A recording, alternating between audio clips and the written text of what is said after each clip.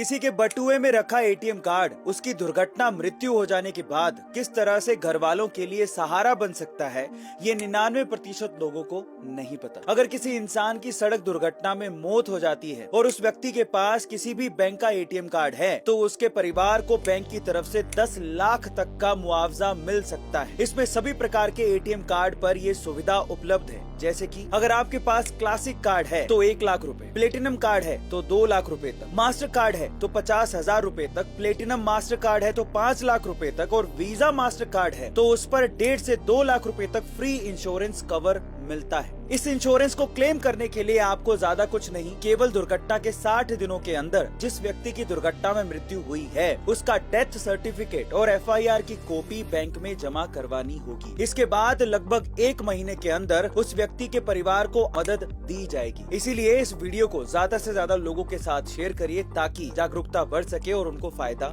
मिल सके। 33 साल पुराने कावेरी जल विवाद के चलते एक बार फिर भारत के 2 राज्य कर्नाटक और तमिलनाडु आमने सामने हैं और 2 दिन के लिए कर्नाटक बंद का ऐलान तक किया जा चुका है। लेकिन ये कावेरी जल विवाद आखिर है क्या, चलिए जानते हैं। देखिए, कावेरी नदी का उद्गम कर्नाटक में ही होता है जो तमिलनाडु से होते हुए महासागर में मिल जाती है और यही नदी दोनों राज्यों के लिए पानी का एकमात्र स्रोत है। कावेरी के पानी को लेकर आजादी से पहले साल 1892 और 1924 में मद्रास प्रेसिडेंसी और मैसूर साम्राज्य के बीच सहमति हुई थी, लेकिन आजादी के बाद साल 1990 में ये विवाद शुरू हुआ था। अब साल 2023 में जब कर्नाटक जल प्रबंध प्राधिकरण ने कर्नाटक सरकार को 5000 क्यूसेक पानी छोड़ने का आदेश दिया तो कर्नाटक सरकार ने कहते हुए मना कर दिया कि इस साल कर्नाटक में ही सूखे जैसे हालात बन गए हैं। ऐसे में कर्नाटक सरकार पहले कर्नाटक के किसानों को पानी देगी और तमिलनाडु की इसी पानी की मांग के खिलाफ कर्नाटक के किसान संगठन आंदोलन कर रहे हैं। अगर आप भी टिंडर या बम्बल जैसी डेटिंग एप्स में प्यार ढूंढ रहे हैं तो सावधान हो जाइए,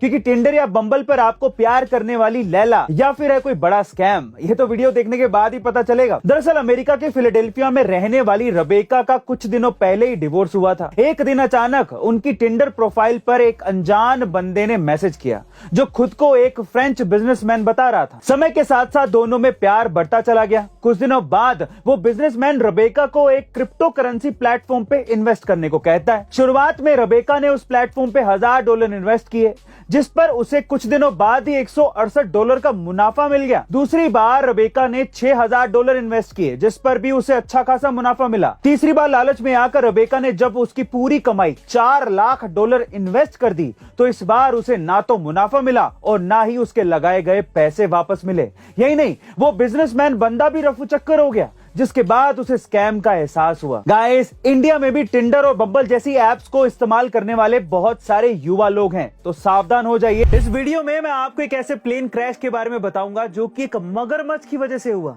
लेकिन मगरमच्छ की वजह से प्लेन कैसे क्रैश हो सकता है?